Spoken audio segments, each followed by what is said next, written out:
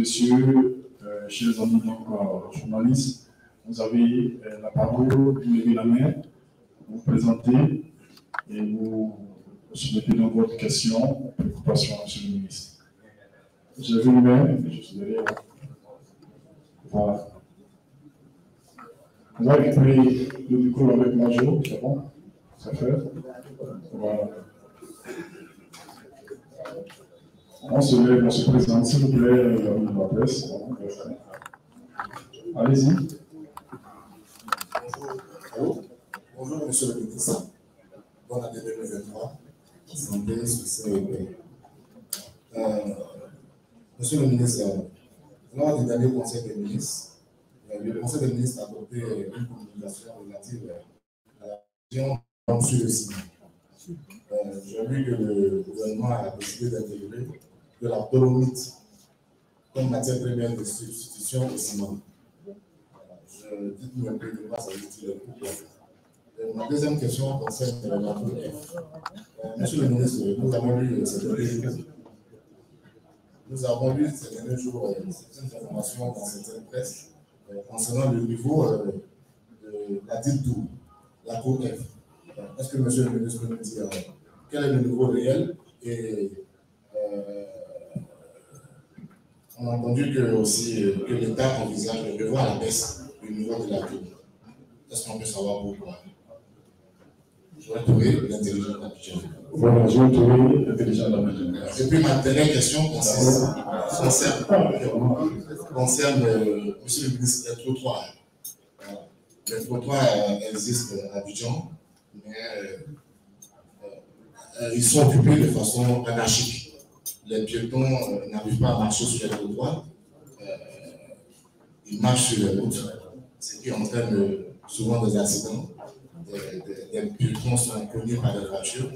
Dites-nous, qu'est-ce que l'État peut faire en ce qui concerne les trottoirs? Merci.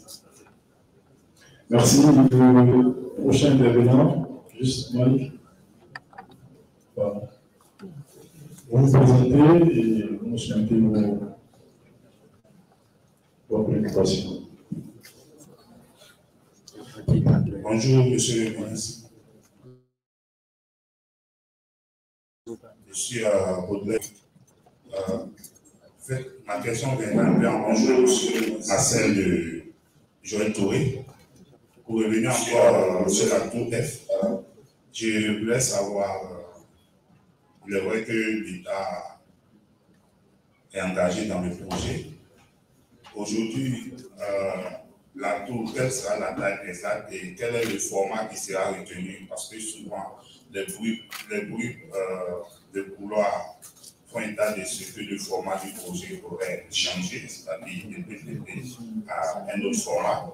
Je voulais savoir aujourd'hui quel est le format définitif qui est arrêté. Est-ce que l'État est toujours engagé pour c'est l'opérateur qui va lever les financements et les gérer en privé?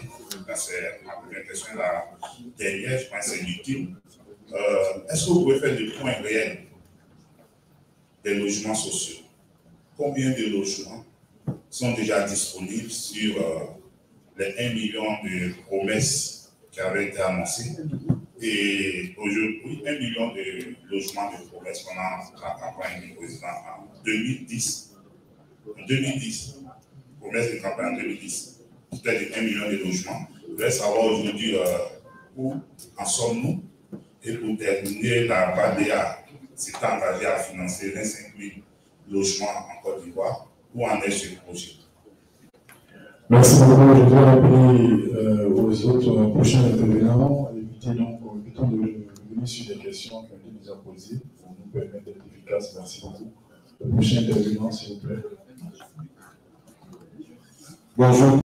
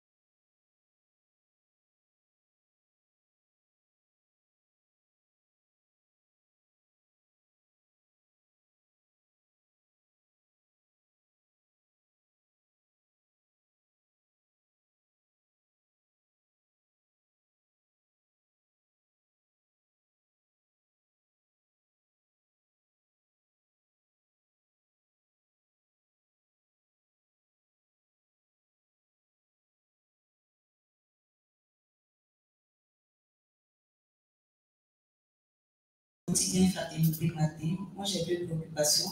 La première préoccupation porte sur le secteur privé. Alors, j'aimerais savoir quelle est la contribution du secteur privé dans la stratégie du développement urbain en Côte d'Ivoire. Et pour revenir au foncier, au titre de l'année 2022, quelle a été la part réservée au foncier dans le budget d'investissement du ministère qui était estimé à 52 milliards de francs CFA? Merci, monsieur le ministre. Merci. La dernière question. La dernière question, en fait, c'est la part du foncier dans le budget d'investissement du ministère au titre de l'année 2022. Merci, monsieur le ministre. Merci. Le dernier sur la liste, c'est le premier liste de 5 intervenants. Pierre Baudelaire, NCI. Bonjour, monsieur le ministre. Dans votre propos liminaire, vous avez évoqué la première mission Pierre Baudelaire, NCI. Alors, vous avez évoqué la non-délimitation des territoires villageois qui sont généralement source de conflits fonciers. Et vous avez même évoqué près de 200 villages dans le sud d'Abidjan qui sont concernés. Où en est-on avec le processus? À quand donc la délimitation définitive pour que ces conflits que nous observons s'arrêtent? Et puis, vos nouvelles réformes qui ont écourté le délai de délivrance de l'ACD. Alors, est-ce que vous pouvez nous dire les différentes étapes clés pour arriver à une ACD qu'on ne pourrait pas discuter? Je prends un cas pratique de quelqu'un, d'un acquéreur qui a juste une attestation villageoise sur un terrain peut-être non approuvé. Merci, monsieur le commissaire. Merci. On va permettre à présent, monsieur le ministre, de répondre à ces 5 premières personnes. Voilà. Et ensuite, on reviendra pour la seconde liste d'intervenants.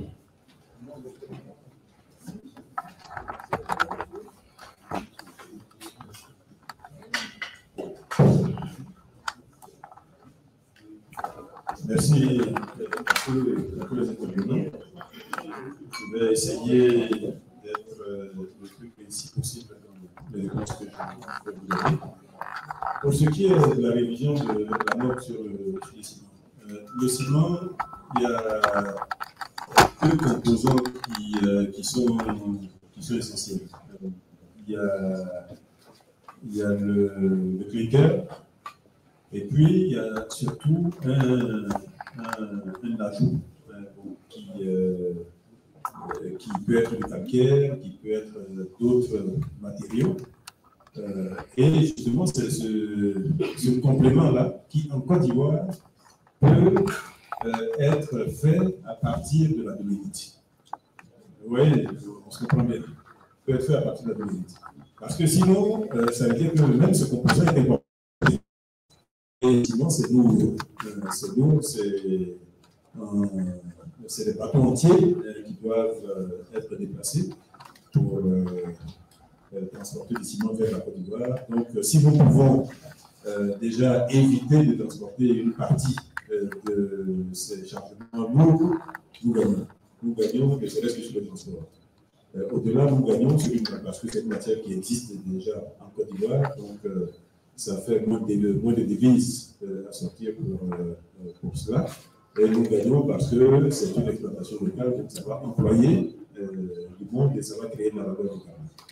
Vous voyez, donc c'est tout cela qui a été regardé et nous avons décidé donc d'autoriser, parce qu'il ne s'agit pas d'interdire les autres, mais d'autoriser l'utilisation de la dolomite dans la fabrication du ciment en Côte d'Ivoire. Donc il n'y a aucune dégradation de la qualité du ciment, j'insiste là-dessus. La qualité du ciment, nous avons tenu à ce que cela soit l'un des critères. Nous avons tenu à ce que la qualité du ciment ne soit pas abaissée. Donc cette qualité est bonne et je vais dire sur tout le plan, c'est un avantage pour notre économie. Pour ce qui est de la tour F, je vais essayer de vous répondre vous-même et votre mieux, qui a également posé une question sur cela, sans gêner des discussions qui ont cours en ce moment. En réalité, ce qu'il faut voir d'abord, et moi vraiment j'insiste sur cet aspect, c'est que la tour F, c'est la continuité de la cité administrative. Ça a commencé par les tours A, B, C, D, E, comme chacun connaît l'alphabet, la suivante, ça devrait être F.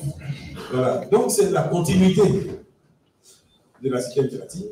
Le terrain était réservé depuis longtemps et il a fallu à un moment donné qu'on commence le projet.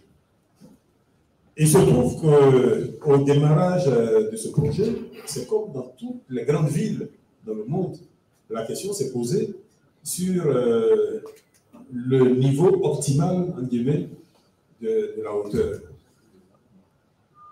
Vous prenez le centre de New York, Manhattan, tous les immeubles ne sont pas sortis à 80 étages, à 90 étages du jour au lendemain. Les premiers immeubles là-bas, si j'ai bonne mémoire, c'était une quarantaine d'étages. Voilà, donc à un moment donné, la ville s'est adaptée. À un moment donné, le foncier devient plus cher. À un moment donné, on manque de ressources foncières. Et la seule façon de compenser ce manque de ressources foncières, c'est de gagner en hauteur. C'est ce qui se fait dans toutes les villes du monde. C'est ce qui se fait dans toutes les villes du monde. Vous allez en Chine, vous allez au Japon, partout, c'est ce qui se fait. Donc, la Côte d'Ivoire, ayant ces besoins très importants de logement d'agents publics, a décidé, cette fois, plutôt que de faire une tour comme les autres plus petites, a décidé de faire une tour qui soit plus longue pour gagner du terrain. Je rappelle d'ailleurs que les tours A et B, c'était 17 étages, mais la tour C, c'est 26, 25, 22 étages, et c'est la tour D qui est 28 étages. Donc, j'allais dire, ça monte. Donc, 17 étages, 22 étages, 28 étages. Donc, c'est normal que nous nous la question pour savoir si on restait sur une tour d'une vingtaine d'étages ou si nous faisions une tour beaucoup plus importante. Donc, du côté de l'État, c'est ça le raisonnement important. C'est ça le raisonnement important.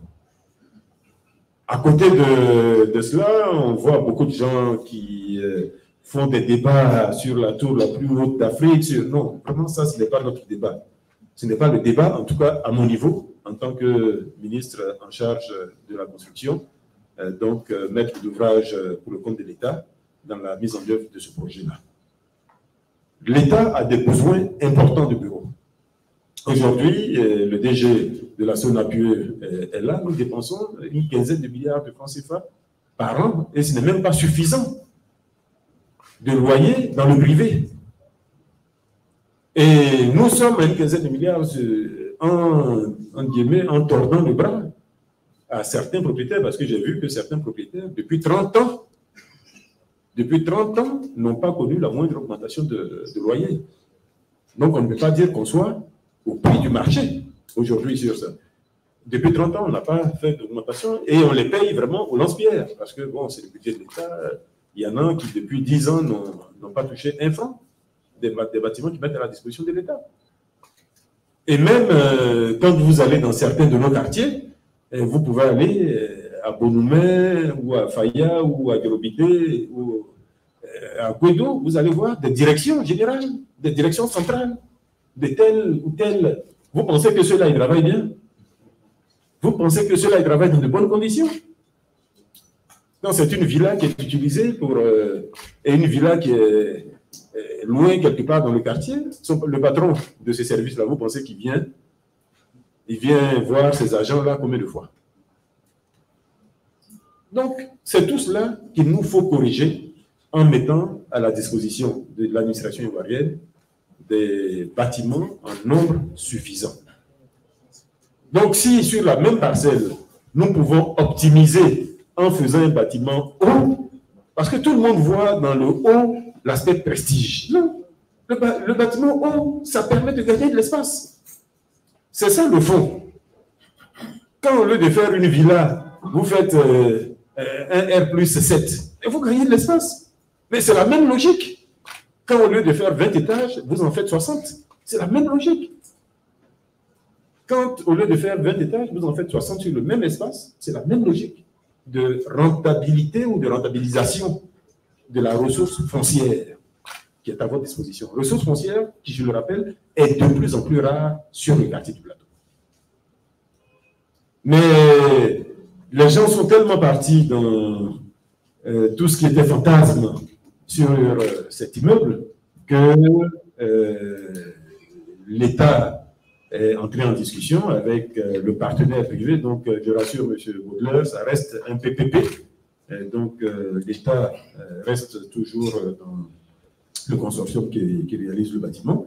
Donc, l'État est en discussion avec le partenaire privé pour revoir, je veux dire, la taille et les composantes de l'immeuble pour l'adapter à ses ressources actuelles.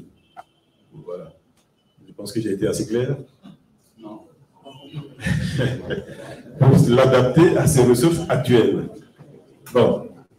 Les ressources actuelles n'étant pas... Voilà. Et les priorités étant très nombreuses,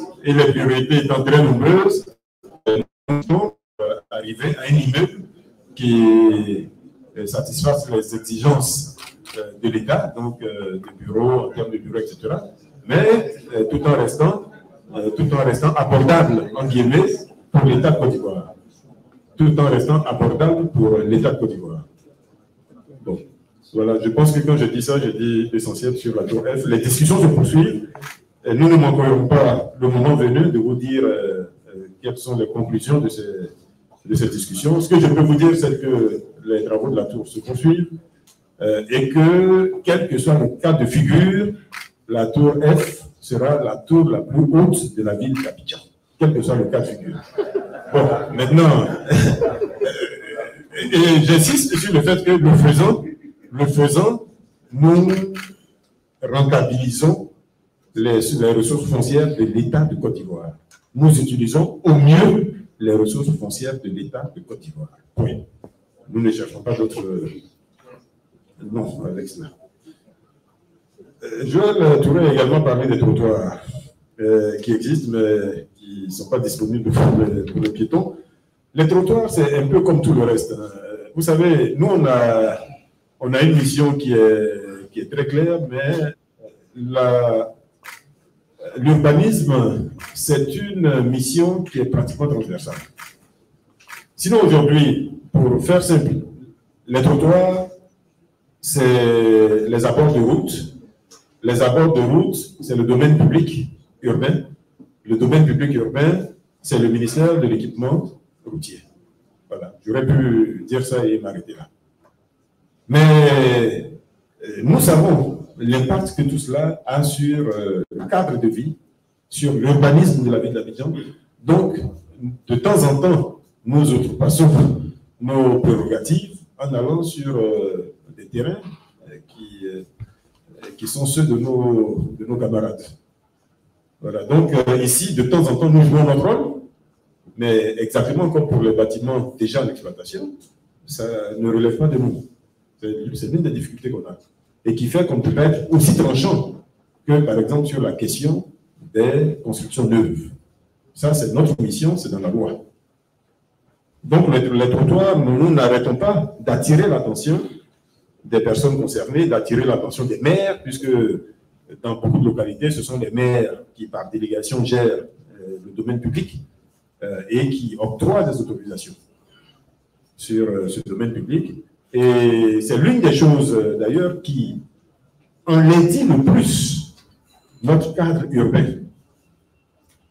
Vous savez, si on raisonne en 80-20, rien qu'en enlevant tous ces étals, ces constructions anarchiques, ces choses non autorisées sur les trottoirs, rien qu'en enlevant ça, vous faites 80% d'embellissement de l'espace urbain. Ça se passe aussi facilement.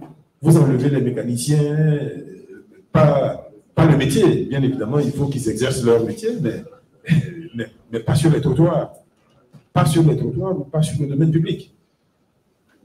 Si vous enlevez tout ce qui n'a pas le droit d'être aujourd'hui sur le domaine public, vous faites pratiquement, nous gagner 60%, 80% même peut-être d'amélioration du cadre de vie urbain. Mais comme je dis, ce n'est pas notre mission. Nous essayons de convaincre tous ceux dont c'est la mission de travailler à cela. Mais souvent, il faut savoir que l'occupation du domaine public, c'est des ressources pour les maires. Bon, je n'en dis pas plus.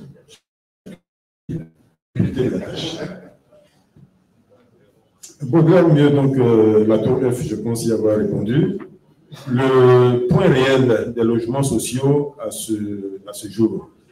Déjà, je corrige. 1 million de logements sociaux, personne n'a jamais entendu cela.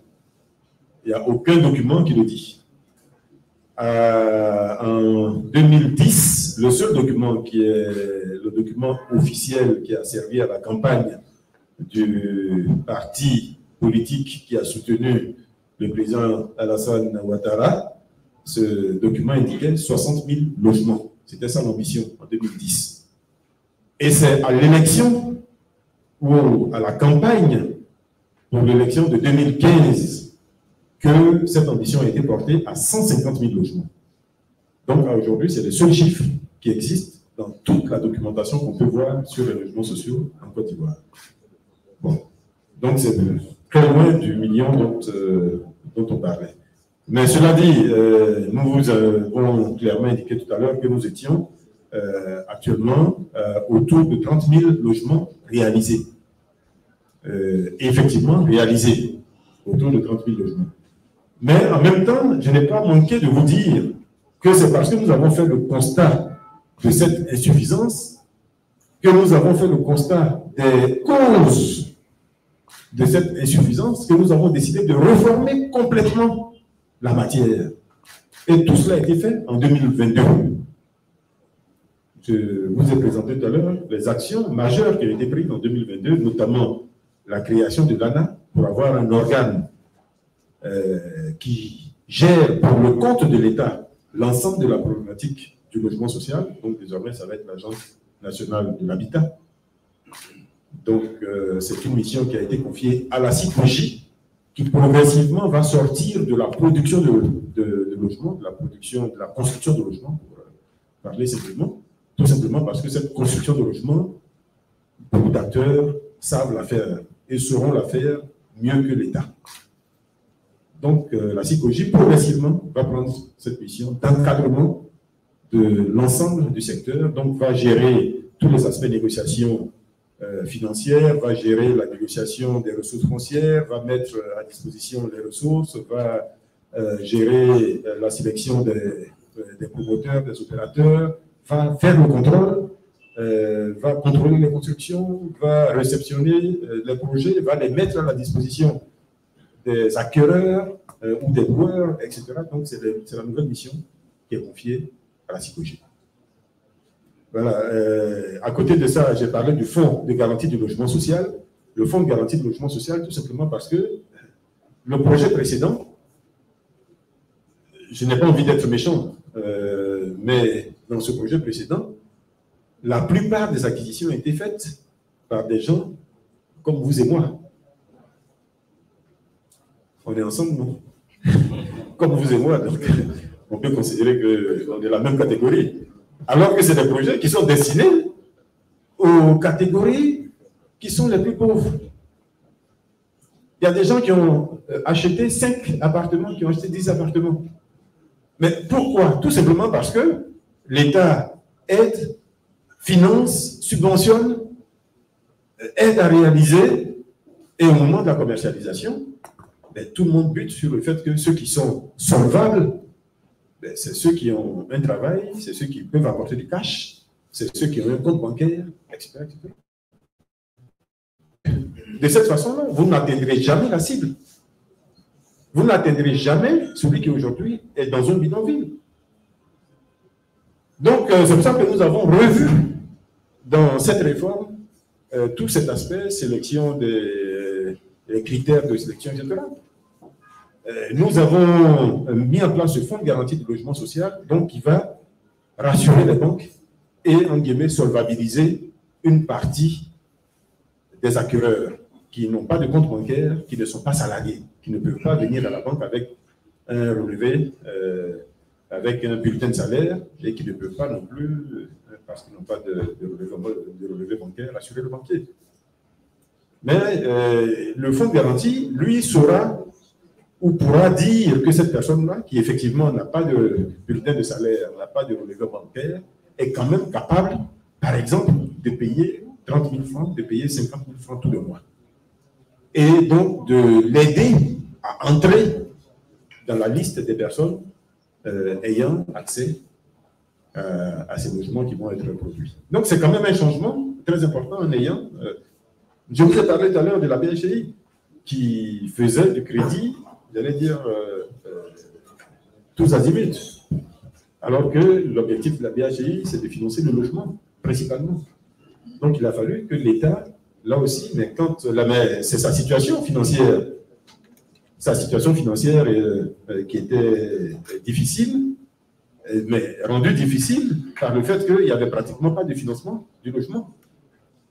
Puisque financer le logement à grande échelle, ça veut dire qu'il faut pouvoir faciliter les choses, ça veut dire qu'il faut produire, ça veut dire qu'il faut sécuriser le foncier, etc., etc. Tout sur lequel nous sommes en train de travailler. Donc aujourd'hui, la BHI revient sur son métier de base. Et l'une des choses également qui a été difficile, ça a été la réalisation des engagements de l'État, de la part d'engagement de l'État. L'État a dit, je mets à disposition les ressources foncières, mais je réalise les VRD. Mais réaliser les VRD pour 150 000 logements, nous avons fait l'exercice, c'est plus de 1 000 milliards de francs CFA. Voilà. Là où le ministère, jusqu'à maintenant, n'a jamais dépassé 100 milliards de francs CFA de budget, tout compris, c'est-à-dire y compris les salaires, y compris tout le fonctionnement du ministère, y compris les investissements qui sont déjà réalisés pour de nouvelles acquisitions foncières, etc. Donc voilà, c'est pour cela que nous avons proposé cette taxe parafiscale. Parce que là aussi, j'allais dire, ce n'est pas une invention de la Côte d'Ivoire. Nous avons regardé les bonnes pratiques dans le monde et nous avons essayé de copier ces bonnes pratiques-là, donc faire en sorte que l'État puisse disposer en permanence de ressources qui financent la production de logements. Et donc, il y aura de plus en plus de logements produits et donc de plus en plus de ressources affectées à la production de logements. Et dernier élément très important de cette réforme, c'est l'aspect location-vente, location simple. Jusqu'à présent, toutes les opérations dont je viens de parler, c'est des opérations de construction-vente. Ça veut dire que quand on a fini, que le logement fait 20 millions, ben, si vous n'apportez pas 20 millions, vous n'avez pas accès à ce logement. Alors que celui qui est dans les quartiers précaires, celui qui aujourd'hui loue un local dans une cour commune à Bobo à 20 000 francs, comment il fait? Celui-là, où il va trouver 20 millions pour venir acquérir un logement. Voilà. Donc maintenant, celui-là, donc il y a deux solutions. Il y a la location vente, et c'est pour ça que l'État s'est mis dedans avec la recherche de fonds pour pouvoir lisser le plus possible donc la période de remboursement et réduire le taux des mensualités jusqu'à un niveau qui peut permettre à des gens de ce niveau-là de se loger. Et surtout la location simple. La location simple qui avait disparu du langage ivoirien. La seule location simple en Côte d'Ivoire, depuis pratiquement 30 ans, c'est sur des celle qui est faite par des bâtiments réalisés par des privés. Donc des privés, c'est quelques personnes qui ont un peu d'argent, qui réalisent une location simple. Mais ces personnes qui réalisent une location simple par leurs propres moyens, vous pensez qu'elles le font pourquoi? Elles le font ou pour épargner, ou pour rentabiliser leur investissement. Donc elles le font pour gagner de l'argent. Elles le font pour gagner de l'argent. Donc elles vont se mettre, ces personnes-là, à des niveaux de loyer qui leur permettent de gagner de l'argent. Surtout dans un contexte de rareté de ce type de logement. C'est pour cela que nous insistons pour que l'État lui-même vienne en force avec une offre de location simple, importante. Si l'État vient avec une offre, non seulement on pourra évidemment loger une catégorie importante de ce type de personnes, donc qui ne sont pas capables d'acheter immédiatement un bâtiment, mais cela va permettre au marché d'être mieux régulé et au loyer donc de baisser sur le marché. Et c'est l'objectif que nous visons à travers donc le retour de l'État dans la location simple. Et dans certains cas, l'État lui-même pourra subventionner cette location simple. Nos calculs comptables ou financiers peuvent indiquer par exemple que pour tel type de local, il faut au moins 50 000 francs, par exemple, de loyer, si on veut l'amortir sur une durée déterminée. Mais l'État peut décider lui-même de subventionner cela et de faire en sorte que ça revienne au loueur à 25 000 francs ou à 20 000 francs. Voilà, donc tout ça, c'est une logique qui se tient et c'est une logique qui est en cohérence avec l'évolution même de notre économie et de certaines décisions qui ont été prises dernièrement. Quand, à l'époque, vous disiez, même aujourd'hui, hein, quand vous dites on a un SMIC à 75 000 francs, ça veut dire que vous supposez que quelqu'un à Abidjan peut toucher 75 000 francs, dans lesquels il va se nourrir, il va se déplacer, il va se loger. Et si on admet, comme en général les économistes le mesurent, qu'on peut affecter jusqu'à 1/3 de son revenu au logement, ça fait quoi? Ça fait 25 000 francs. Voilà. Chercher un logement décent à Abidjan, loué à 25 000 francs. Voilà. Voilà donc toute la réflexion qui a été faite. Bon, et qui nous rassure sur le fait que c'est vrai, beaucoup n'a pas été fait. Nous sommes à 30 000 logements, mais comme je vous ai dit, l'année 2022 a été principalement consacrée à toute la réflexion, à la mise vraiment à plat de tout le système. Toutes les décisions importantes ont été prises et nous sommes en train de relancer ce programme. Et comme je l'ai dit, nous le relançons pour être à une échelle. Et cette échelle, c'est en vitesse de croisière, 50 à 60 000 logements par an. Voilà. Donc, j'espère avoir répondu à la question importante, un peu piège, de Baudelaire mieux. Il a parlé de la BADEA. Oui, des discussions, effectivement, je vous l'ai dit tout à l'heure, l'État lui-même a sollicité un certain nombre de bailleurs. Beaucoup de bailleurs, d'ailleurs, arabes, parce qu'ils ont des fonds concessionnels en grande quantité.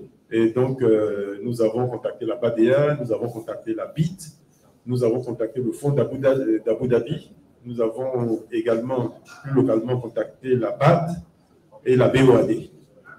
Voilà. Donc, tout cela pour avoir des ressources qui soient suffisamment concessionnelles pour allonger les durées de remboursement et réduire le taux d'intérêt.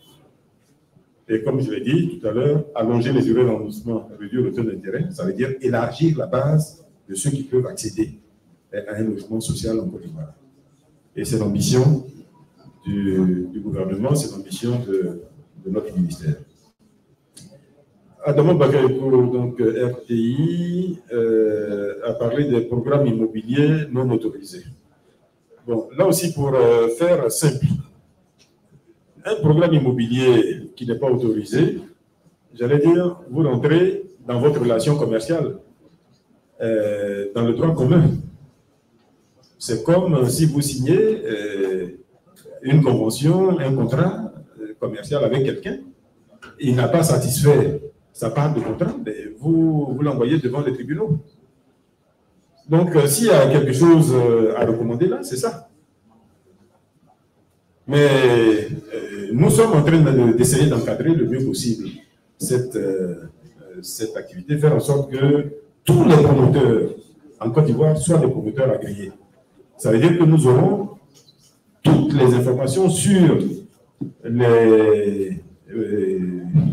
ceux qui réalisent la promotion, sur ceux qui la financent, sur d'où ils sortent leurs ressources, parce que tout cela rentre dans les documents à fournir pour être agréés.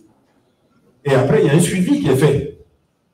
Avant, c'était à travers le compte séquestre, qui évitait que le promoteur ne puise au-delà d'un certain niveau des ressources qui ont été collectées. Mais quand le promoteur n'est pas agréé, qui n'est même pas connu de nous, et que vous allez lui donner de l'argent, quand il y a pépin, qu'est-ce que vous voulez que nous fassions? Ouais. Bon, donc moi je vous dirais, puisque c'est votre question, quel est le recours possible? Je vous dirais, c'est le droit commun, c'est un litige commercial, ou c'est quelqu'un qui vous a escroqué, mais vous allez devant les tribunaux et vous le poursuivez. M. Adama Bakaroko a également évoqué le transfert de la capitale en demandant si ça veut dire que l'administration centrale va... Vous savez, chaque fois que je parle de ce dossier, j'essaie d'être le plus objectif possible et malheureusement, cette quête d'objectivité fait que souvent on n'est pas compris. Le transfert de la capitale, j'insiste là-dessus, n'imaginons pas, et on sera en erreur en le pensant, n'imaginons pas que, comme c'est la capitale politique, qu'il suffit par exemple de transférer les services administratifs ou même les institutions politiques et qu'on aura résolu le problème. Parce que toutes ces institutions à caractère politique ou même toutes ces administrations, elles travaillent avec les populations. Elles travaillent avec la population. Et donc, elles sont, ces institutions et ces personnes-là, en interaction quotidienne avec la population. Donc, si vous les sortez, elles seules, que vous allez les mettre quelque part, sans gérer tout le reste autour, mais vous créez encore plus de problèmes aux populations qui vont devoir quitter Abidjan pour aller régler certains de leurs problèmes à Yamoussoukro pour revenir. C'est ce qui risque de se passer. Et là, on va à nouveau commencer à crier. Mais comment on a transféré tel service alors que moi j'en ai besoin à Abidjan? Voilà, Abidjan, c'est 7 millions d'habitants. C'est 40% de la population urbaine de notre pays. Si je ne m'abuse, c'est 60% de l'économie nationale. Ça ne peut pas s'effacer du jour au lendemain. Il n'y a pas de cas dans le monde où cette courbe, une courbe de ce type-là, se soit inversée du jour au lendemain. Donc, ça ne va pas s'inverser.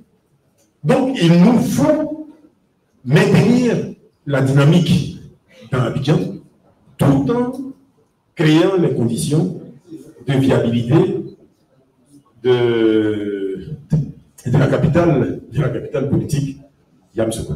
C'est un exercice qui est extrêmement difficile si on ne veut pas pénaliser les populations. Il y a deux voies. Ou bien on fait comme on le fait aujourd'hui, c'est-à-dire on a un peu de moyens, on construit quelque chose, mais comme vous pouvez le voir, tout ce qu'on met là-bas, malheureusement, va continuer à avoir un pendant à Abidjan. Quand vous dites le Sénat est à Yamoussoukro, vous avez une permanence du Sénat à Abidjan. Quand vous transformez, donc l'objectif, ce n'est pas cela non plus. Et quand la plupart des sénateurs qui vont en session à Yamoussoukro habitent à Abidjan, vous ne réglez pas votre problème. J'allais dire, si vous faites une session à Abidjan, mais ils viendront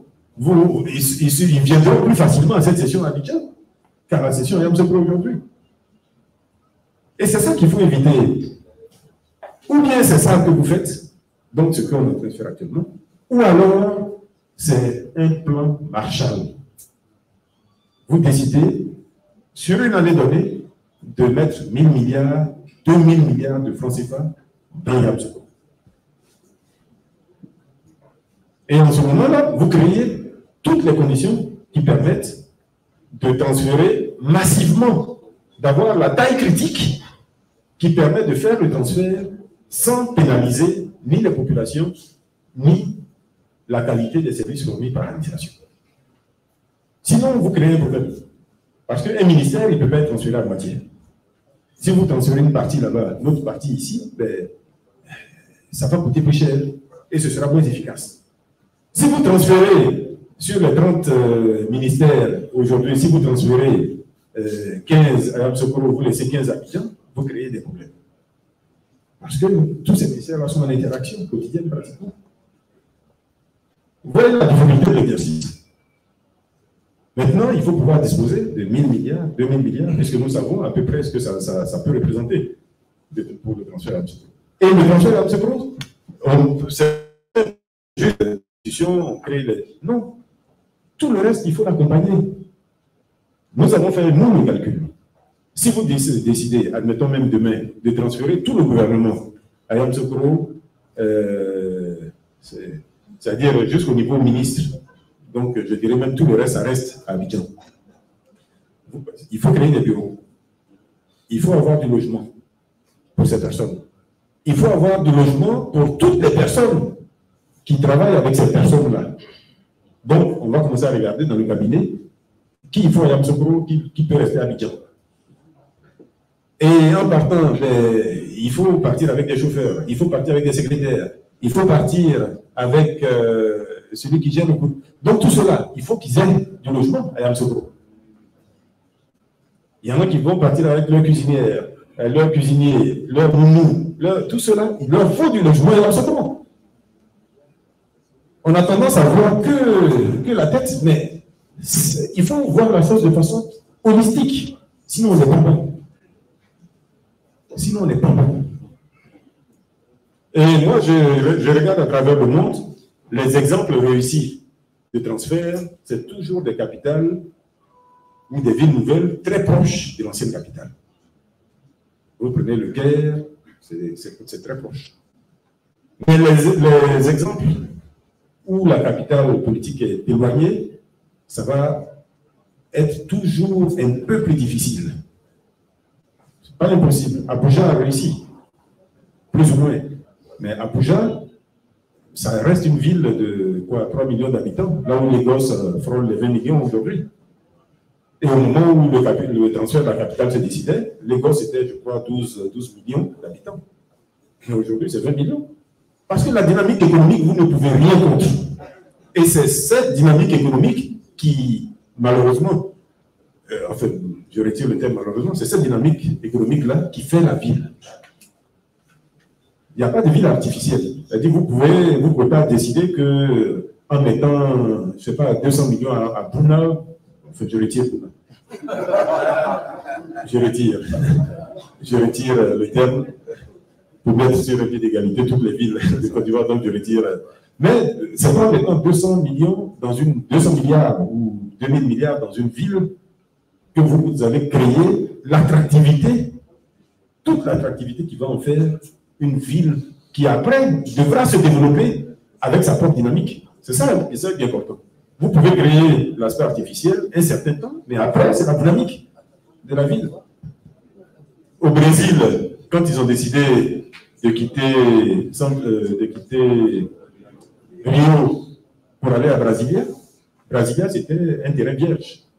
Mais aujourd'hui, Brasilia peine à dépasser les 3-4 millions d'habitants. Pourtant, c'est une décision qui remonte à 40 ans, si j'ai bonne mémoire, une quarantaine d'années. Mais la majorité des gens vont à Rio, parce que c'est là que l'intérêt économique se situe. Voilà. C'est là que l'intérêt économique se situe. Donc, Abuja, c'est la même chose. La plupart des gens qui vont au Nigeria, ils y vont pour des activités commerciales, donc ils vont à Lagos. Il y a quelques politiques qui vont à Abuja. Effectivement, ceux qui sont transférés à Abuja vivent mieux, ça je peux le confirmer.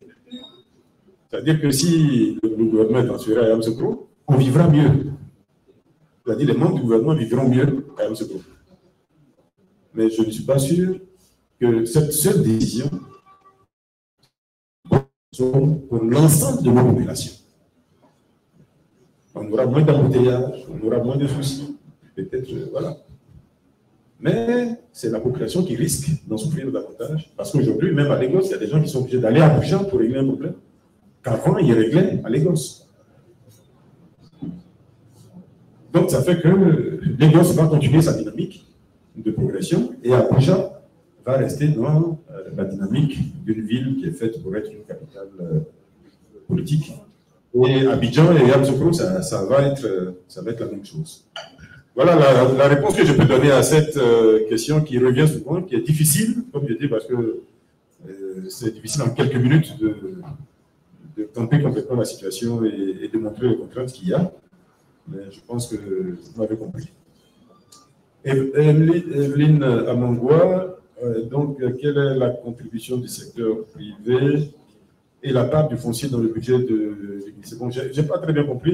Tous nos projets sont réalisés et c'est l'une de nos difficultés aujourd'hui.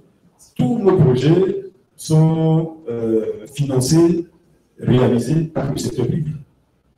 L'État n'intervient pour ce qui est du logement que au niveau de la mise à disposition du foncier, où il y a même une part qui est payée par le privé, et au niveau de la réalisation des VRD primaires. Tout le reste, c'est le privé qui doit rentabiliser son investissement. Donc, c'est l'une des difficultés. Si c'était l'État qui réalisait, j'allais dire, on aurait pu dire, bon, la question est budgétaire. Donc, en augmentant le budget, évidemment, on va produire plus de logements. Mais en même temps, tous les jours, nous essayons de convaincre le privé de son intérêt à intégrer ces opérations de production de logements. Parce qu'il y a 10 ans, au moins de besoins devant nous.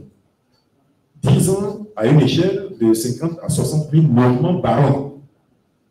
Donc ça, quand vous le dites clairement au secteur privé et que le secteur privé voit qu'il peut s'appuyer sur un cadre foncier qui est assaini, qui est amélioré, qui est désormais fiable, qu'il peut s'appuyer sur le crédit hypothécaire, parce que ce crédit hypothécaire désormais se fait parce que les banquiers ont confiance dans les réformes qui ont été faites au niveau du foncier, etc., qu'il y a le fonds de garantie de logement social qui permet de réduire le risque au niveau des acquéreurs, et ainsi de suite. Vous voyez, c'est toute une dynamique qui est mise en œuvre et qui va permettre de rassurer le secteur privé et de l'amener à produire davantage de logements. Mais aujourd'hui déjà, nous avons, pour faire simple, nous avons plus de 300 000 engagements de construction de logements. Tous les jours, nous recevons des promoteurs français, turcs, indiens, chinois, même américains, marocains, égyptiens, j'espère que je n'en oublie pas, mexicains, bon, ivoiriens bien sûr. Donc, nous avons un catalogue de toutes ces personnes-là. Nous sommes au-delà de 300 000 propositions. Mais toutes ces personnes avaient besoin qu'on crée un cadre qui soit un cadre rassurant pour elles, dans lequel elles viennent investir de façon sereine, rentabilisent leur investissement. Et c'est ce que nous nous attelons à faire, que nous avons fait principalement en 2022. Et comme je l'ai indiqué, ce cadre, nous pensons aujourd'hui qu'il existe. Vous avez dit la part du foncier dans le budget du ministère. Bon, là aussi, je n'ai pas très bien compris. Le ministère, chaque année, investit dans des ressources foncières, tout simplement parce que notre loi, notre droit impose à l'État, qui est propriétaire des terrains, impose à l'État de purger de droits à ceux à qui il veut reprendre une partie des terrains qui lui appartiennent déjà à lui, État. Bon, la phrase est un peu tordue, mais je pense que vous l'avez compris. Voilà. Donc chaque année, nous purgeons pour que l'État ait des ressources foncières. Mais bon, c'est extrêmement lourd, c'est coûteux pour l'État. Je pense que l'an dernier, c'était 12 milliards de francs CFA. Cette année, c'est combien au budget?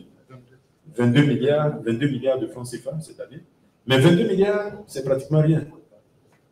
Puisque nos besoins sont tels que, malheureusement, il faut aller à des échelles beaucoup plus importantes pour pouvoir permettre à l'État de disposer des ressources qui font que demain, quand on a besoin de faire ci, de faire ça, qu'il n'y ait pas de question à se poser.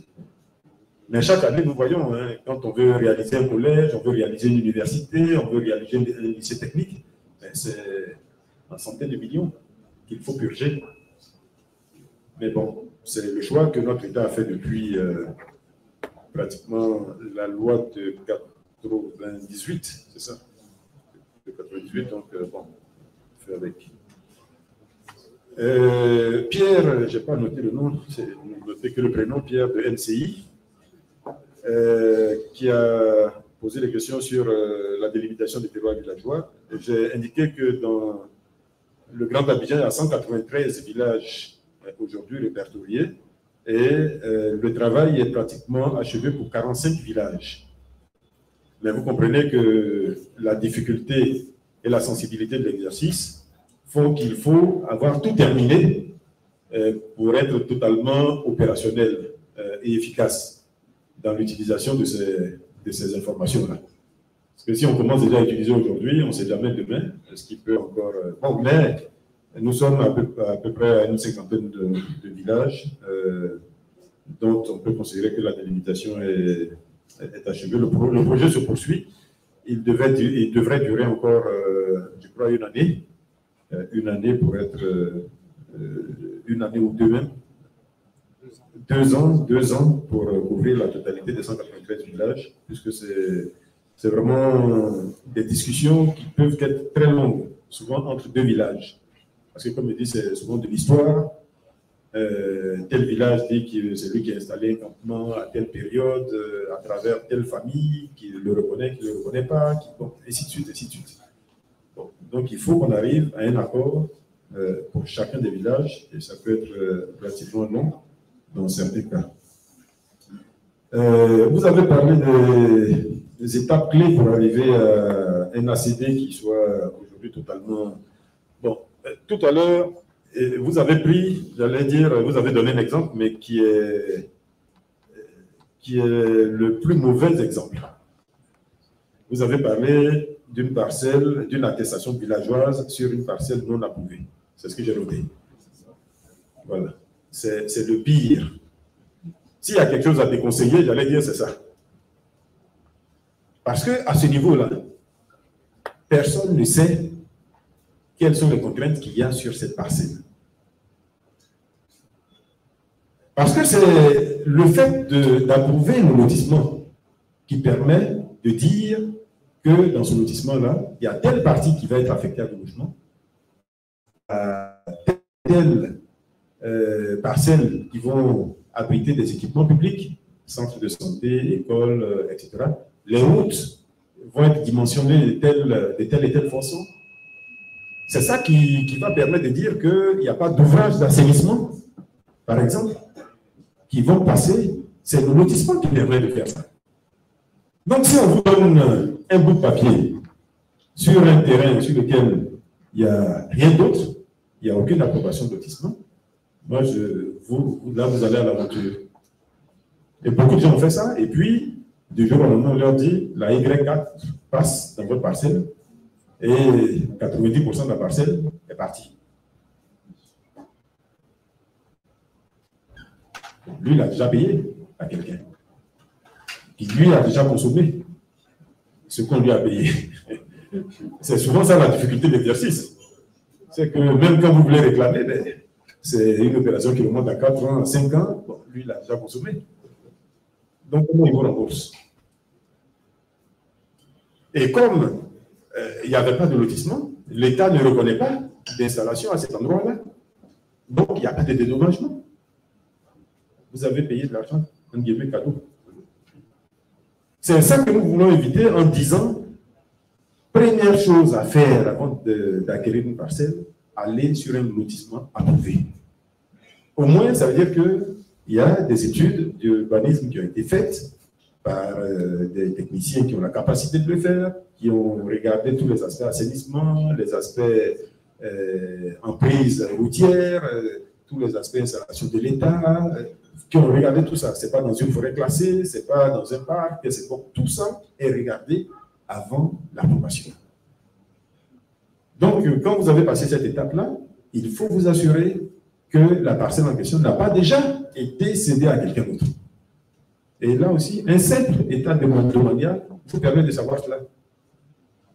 Simple demande, une simple demande au ministère, donc vous permet d'avoir un état domanial. Ça coûte 5 000 francs, je crois, de mémoire. Ça coûte 5 000 francs pour savoir exactement la situation connue de telle parcelle dans tel lotissement. On vous dira ça tout de suite. Et avec ça, maintenant, vous pouvez aller plus loin. Vous assurez que celui qui est en train de vous vendre est bien la personne qui est propriétaire de... Voilà, son nom est sur l'attestation. Vérifiez que c'est bien le nom qui figure également au guide. Je vous ai dit tout à l'heure qu'on a un guide, un guide chez nous, et que c'est bien ce nom qui est retranscrit dans les deux. Quand vous avez fait tout ça, moi je peux vous dire aujourd'hui, en janvier 2023, que vous avez 0% de risque d'avoir un problème sur votre terrain. Parce que tout le reste, aujourd'hui, est contrôlé. Tout le reste est maîtrisé. Tout le reste est bien géré aujourd'hui. Il n'y a presque pas de risque. Donc, quand vous avez regardé tout ça, vous avez compris que le risque essentiel qu'il nous reste aujourd'hui à gérer, c'est l'aspect attestation villageoise. Puisque c'est cet aspect qui nous échappe. C'est quelqu'un d'une communauté qui vous remet un document à partir duquel vous allez vérifier tout le reste. Donc, le conseil que moi je donne là, c'est de vérifier avant de payer. Mais des fois, les gens disent non, l'offre était tellement alléchante que voilà, si je ne payais pas, il allait vendre à quelqu'un d'autre. Mais ça, c'est comme tout le bon vendeur. Hein. Le bon vendeur, ils vous diront que si vous ne payez pas, voilà, il y a la queue qui est longue comme ça, alors que souvent, il n'y a personne. Bon, ne faites pas, je connais les gens au ministère. Voilà, si tu payes, le ministère va prouver après.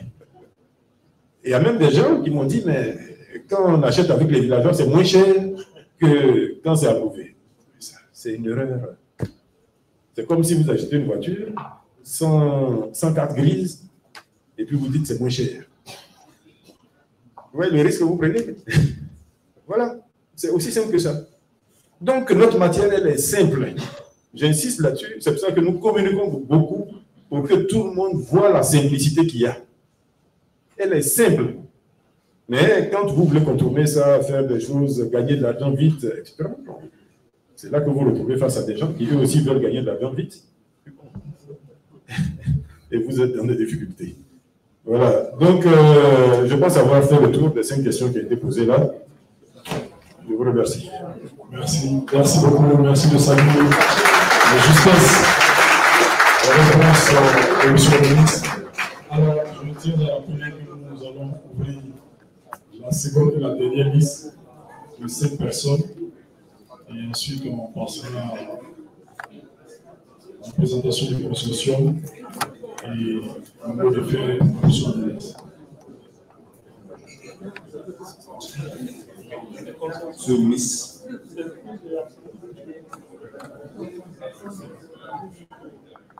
Allez-y, présentez-vous. Monsieur le ministre, je suis comment maintenant pour tuer notre foi. Vous avez parlé de la situation des quartiers précaires. Et si je m'abuse, j'ai pu entendre des quartiers comme à Mono, à Mambo. Est-ce à dire que les fleurs et pieds vont disparaître? Alors, quand est-ce que les situations vont commencer? Et comment ça se fait concrètement?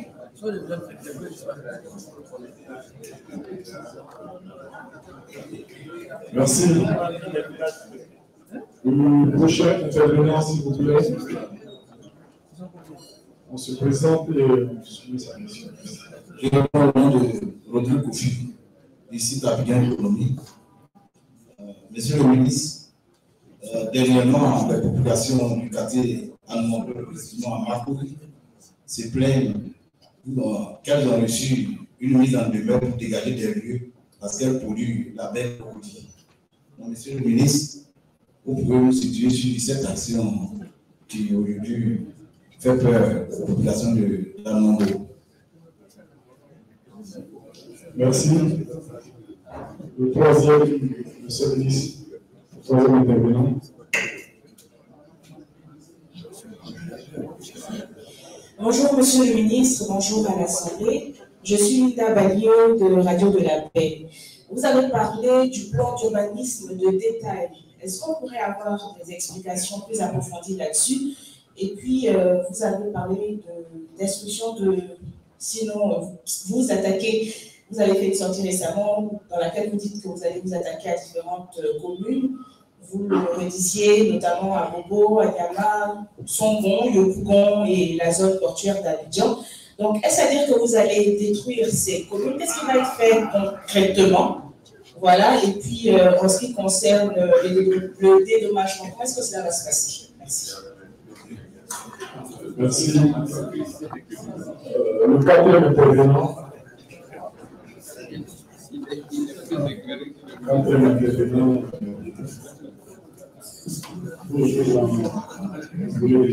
Ok, bonjour, monsieur le ministre. Je suis ici en zone du quotidien du Patriote.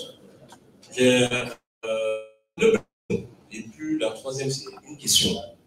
Les 30 000 logements que nous avons annoncés tout à l'heure pour 2022, est-ce que c'est le nombre de logements produits depuis le début de l'opération, c'est-à-dire 2013-2014 jusqu'à 2022, ou bien c'est les unités des logements produits seulement en 2022?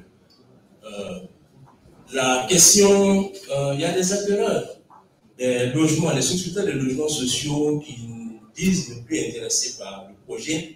Depuis, je crois, 2 à 3 ans, ils ont demandé à être remboursés. On aurait appris que le processus de remboursement de ces souscripteurs, le processus a été arrêté. Qu'en est-il exactement? Et la troisième, c'est la loi sur le plafonnement des cautions et avances. Le projet avance. Il y a certains bailleurs qui respectent la loi et il y a d'autres aussi qui continuent de jouer au chat et à la souris. Il y a un numéro vert que vous avez mis en place. Est-ce qu'aujourd'hui, on peut savoir exactement le nombre de plaintes que vous avez enregistrées concernant ce fait? Merci beaucoup. Et la dernière personne sur cette liste. Voilà. Je tiens à rappeler également que ce DG de presse est transmis en direct sur nos plateformes digitales, Facebook, Twitter et Instagram. Nous allons avoir une question de notre Alain Serge, le matin, le quotidien le matin. Oui. C'est juste par rapport au loyer, comme l'a dit mon confrère, à votre niveau, monsieur le ministre, parce que cette décision gouvernementale ne passe toujours pas. Que faites-vous à votre niveau et face de la vie pour que cette décision passe?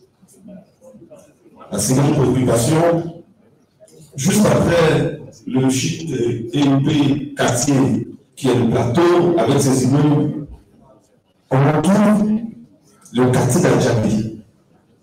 C'est un quartier avec des taudis pratiquement. Y a-t-il un plan Marshall pour changer le visage de ce quartier? Je vous remercie. Merci beaucoup. C'était donc le dernier intervenant de la dernière liste. Dans le cadre des échanges, monsieur le ministre, vous permettez, je ferai un problème avec les dénonces. Monsieur Koufi Kwasi Isaac, qui demande à savoir, il paraît que vous avez cassé le quartier dans le document site demain. Qu'est-ce que vous en dites? C'est pas un interview, monsieur le ministre. Oui, comment c'est 32?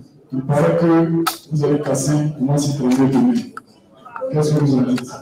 C'est pas un quartier vraiment qui est parti du programme encore. Merci. Encore précisément. Merci beaucoup. Nous allons permettre à M. le ministre de donner des éléments de réponse à toutes ces préoccupations.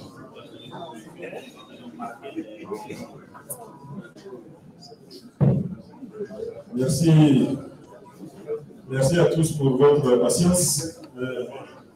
Donc, on approche 14h et je pense qu'on commence à tous avoir un peu faim. Je constate qu'il y a encore des oreilles attentives autour de moi, donc j'apprécie cela. Merci pour l'intérêt. Donc, au moins la respiration des quartiers précaires et sa question précise, est-ce que ça veut dire que le village est lié ou disparaître? Bon, déjà là, nous faisons, et je souhaite vraiment que vous reteniez ces deux termes-là, une différence entre la restructuration des quartiers précaires, c'est le terme que j'ai utilisé, et les projets de rénovation urbaine. C'est vraiment deux choses qui sont différentes. Restructuration des quartiers précaires, c'est-à-dire que nous regardons un quartier précaire, nous regardons sa viabilité et s'il est viable, nous regardons ce qu'il est possible d'apporter pour le maintenir en guillemets là où il est. En faisant par exemple des voies de circulation, en amenant l'eau, en amenant l'électricité, en construisant une école, un marché, etc. Donc, il y a une étude qui est faite qui permet de restructurer le quartier précaire. Et à côté de ça, il y a le projet de rénovation urbaine. Et je pense qu'en y répondant, je réponds indirectement à la question posée par Alain Serge, qui dit après le plateau, on a jamais avec des taudis, etc. C'est que nous avons une ville, Abidjan, qui a évolué depuis un certain nombre d'années, puisque c'est depuis Bassam et Benjerville que Abidjan a vraiment commencé à jouer son rôle de future capitale et à devenir une ville. Donc c'est une ville qui a un certain âge. Et c'est une ville qui a une certaine histoire. Et dans cette histoire, il y a effectivement l'histoire des villages ébriés, qu'on ne peut pas effacer du jour au lendemain. Et c'est pour cela que, vraiment, dans ma réponse, je tiens à ce qu'on fasse bien la différence entre ces deux-là. Les quartiers précaires, c'est des gens qui viennent s'installer de façon illégale, de façon informelle, sur un terrain qu'ils ont vu quelque part qui est vierge. Et en y venant, ils sont déjà urbains. Quand nous parlons de rénovation urbaine et surtout des villages ébriés, là nous parlons d'entités qui existaient en tant que village avant même l'implantation de la ville d'Abidjan ici. Ou d'entités qui, à l'occasion de l'installation de la ville d'Abidjan, ont dû se déplacer, ça a été le cas pour certains, comme la Nimambo, voire même comme le poste, qui ont changé de lieu. L'installation pour être là où ils sont aujourd'hui. Donc c'est vraiment deux opérations distinctes. L'une, j'ai déjà expliqué, restructurer, voir tout ce qu'il est possible de faire pour rendre ce quartier précaire viable. Et l'autre, c'est un encouragement, la rénovation urbaine. La rénovation urbaine, c'est de se dire qu'à Djamé, vous l'avez dit vous-même, 5 minutes du plateau. À Biafra, 2 minutes du plateau. Vous prenez entre l'hôtel Ivoire et Cocody, ambassade. Vous prenez Anono, qui longe le golfe. Ce sont des valeurs foncières très importantes. Et nous, ce qu'on met en avant, c'est l'intérêt de cette question. Mais vous avez une valeur foncière qui est largement au-dessus du bâti, de la valeur du bâti. Quand vous avez une valeur foncière qui fait 600 millions de vous dire très facilement, vous arrivez à vous avez facilement des gens qui ne s'appellent pas, qui sont sur une parcelle qui vaut 600 millions, qui vaut 800 millions. Et la maison qui est construite dessus, souvent c'est des emplois couchés. J'en ai vu, je suis allé à Momo, j'ai vu. Vous allez à Blocon, c'est la même chose. Vous allez à Blocon, c'est la même chose. Donc, quand vous voyez ces valeurs foncières avec le bâti qui est là-dessus, mais vous essayez d'expliquer à ces personnes-là que leur intérêt, puisqu'elles n'ont pas suffisamment de ressources pour faire l'investissement tout seul, leur intérêt, c'est de s'associer à quelqu'un qui va réaliser, par exemple, un immeuble et qui va leur permettre d'occuper une partie de l'immeuble et même d'avoir des revenus avec 1 ou 2 appartements plus. Vous voyez, ça change la vie. D'être aujourd'hui à Blocos, sur un terrain qu'on a hérité de ses parents, dans une maison dont la valeur ne fait même pas 10 millions de francs CFA, et de pouvoir demain, certes, être en appartement, ou aller ailleurs, si on veut vraiment ne pas vivre en appartement, on peut trouver le moyen de se loger dans un quartier ailleurs, mais on aura les ressources pour ça. Parce que celui qui va venir faire cette opération de rénovation urbaine avec vous, ben, vous signez un contrat. Et dans le contrat, il vous met à disposition, par exemple, 1 ou 2 appartements, 4 appartements, ça dépend de la valeur du foncier que vous lui apportez. Donc, ça vous donne des revenus. Et ça vous permet de mieux vivre dans un cadre qui est plus agréable. Et ça permet à la ville, dans le même temps, de régler ce problème-là. Ce problème qui est qu'aujourd'hui, ces quartiers-là font tâche, quoi qu'on dise, dans la ville d'Abidjan. Vous êtes d'accord avec moi, quand même, que ces quartiers font tâche dans la ville d'Abidjan. Donc, il ne s'agit pas vraiment d'aller contre, il ne s'agit pas de casser, il ne s'agit pas de... Il s'agit de discuter avec ces personnes, de leur montrer l'intérêt qu'il y a pour elles-mêmes à entrer dans des opérations de rénovation urbaine. Et de s'associer, nous-mêmes, on est prêts à rechercher des investisseurs qui sont également intéressés à cela. Qui aujourd'hui se disent, mais Biafra, c'est un potentiel très énorme. Un potentiel énorme. Plutôt que d'avoir ce quartier précaire, ce quartier tel qu'il est aujourd'hui, on fait du résidentiel standing au standing. Et tous ces gens, où on les dédommage en argent, où on les dédommage en naturel, mise à disposition d'un appartement, de 2 appartements, de 3 appartements, ça dépend de la valeur du terrain sur lequel ces personnes sont. Donc voilà ce à quoi nous encourageons ces populations-là. Nous n'essayons pas d'effacer les villages, mais nous essayons de faire en sorte que ces villages-là rentrent dans le tissu urbain d'Abidjan, tel que Abidjan est aujourd'hui. Parce que, de toutes les façons, vous prenez toutes les grandes villes. Ça, à l'origine, peut-être qu'il y avait des villages aussi. Mais ces villages-là se sont fondus dans la ville, à un moment donné. Vous prenez Paris aujourd'hui, ne me dites pas que il y a encore des gens qui vivent comme au XVIIIe siècle, au XVIIe siècle. Bon, voilà, ils se sont adaptés. Et je peux vous assurer que ceux qui avaient des ressources foncières, ils vivent mieux aujourd'hui que leurs parents ou qu'à l'époque. Donc voilà, c'est ce potentiel-là que nous voulons montrer à tous ceux qui sont dans ces zones. À Numambo, Biafra, à Nono, Blocos, Ribana, à Djamé. Vraiment, c'est tout ce potentiel-là que nous souhaitons montrer, ce potentiel de valorisation des ressources foncières. Donc la question suivante, justement, concerne Numambo, qu'il y aurait eu mise en demeure. Je souhaite, pour répondre à cette question-là, juste, sans vous piquer l'appétit, que vous regardiez ce petit film. C'est un moment beau, hein?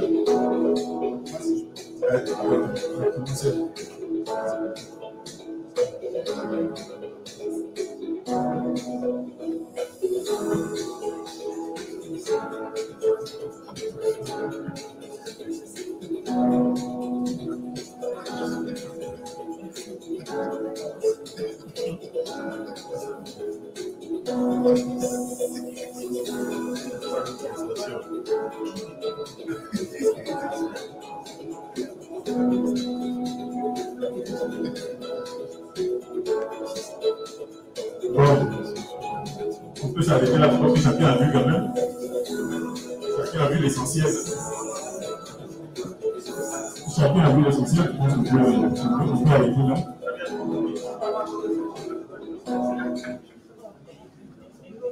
Bon, encore une fois, sans couper l'appétit, est-ce que vous êtes d'accord pour que ce soit ça? Franchement, et surtout que nos bords lagunaires soient comme ça. Ailleurs, les endroits les plus chers, c'est au bord de l'eau. Bord lagunaire, bord maritime. Vous voyez, Abidjan. Donc, j'allais dire, nous, on est en charge de la gestion de la ville d'Abidjan et nous avons estimé qu'il fallait faire un travail. Tout simplement parce que, et c'est par ça que ça a commencé, les rejets de toutes les personnes, les rejets d'eau usée, quand on dit rejet d'eau usée, vous comprenez, hein? C'est tout ce qui part de WC. Tout ça est rejeté directement dans la lagune, sans traitement. C'est pour ça qu'on a une lagune qui est dans cet état-là. Dans un an, on va recevoir la CAN. Dans moins d'un an, peut-être que l'essentiel des travaux de la baie de Cocody sera achevé, qu'on va commencer à aménager la marina. Le Premier ministre l'a dit une fois en vous disant que c'était bien à Abidjan, que ce n'était pas ailleurs. Il vous a dit qu'il y aura des restaurants là. Vous pensez que les gens vont aller manger pendant qu'il y a des odeurs qui remontent comme ça? Et qu'il y a ce spectacle-là, à quelques mètres d'eux? Voilà, donc moi, je pense qu'il faut qu'on prenne conscience que notre action n'est pas une action contre les populations. C'est vraiment une action de construction, c'est une action de modernisation, c'est une action pour faire en sorte que notre bâti, notre vécu, notre cadre urbain soit en adéquation avec l'ambition que la Côte d'Ivoire projette aujourd'hui. La Côte d'Ivoire projette aujourd'hui une ambition qui est grande. C'est un grand pays. C'est un pays moderne. C'est un pays qui est en train de réaliser de grandes infrastructures. Mais si à côté de tout ça, il y a ces choses-là, je vais dire, ça n'aura pas de valeur. C'est pour cela qu'il nous faut travailler à faire en sorte que toutes ces personnes-là puissent plus facilement accéder à un logement décent. Moi, je mets les deux choses ensemble. Mais on ne peut pas faire l'économie du nettoyage d'un certain nombre d'endroits dans la ville d'Abidjan. Et je pense que c'est tout le monde qui va que ça va améliorer, accroître l'attractivité de la ville dans laquelle nous sommes. La question suivante donc de Linda Valier, le plan d'urbanisme de détail, est-ce que ça veut dire qu'on va détruire? Bon, là, vraiment, ça montre l'intérêt de ce genre d'échange. Le plan d'urbanisme de détail, on n'a pas dit qu'on va casser quelque chose. Donc, vraiment, il faut que ce soit très clair. Il n'y a rien à casser. Le plan d'urbanisme de détail, c'est tout simplement pour se mettre à une échelle qui permet à ceux qui travaillent sur la ville d'avoir, j'allais dire, de la matière qui soit traitable. Tout simplement parce que le niveau du schéma directeur est trop haut.